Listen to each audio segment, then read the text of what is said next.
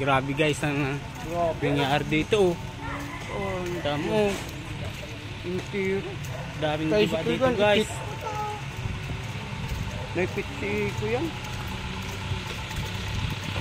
Grabe guys oh. Sobrang lakas ng hangin yata kagabi oh. Ipo kasi mo dahil naga, madaling aga, alas 6.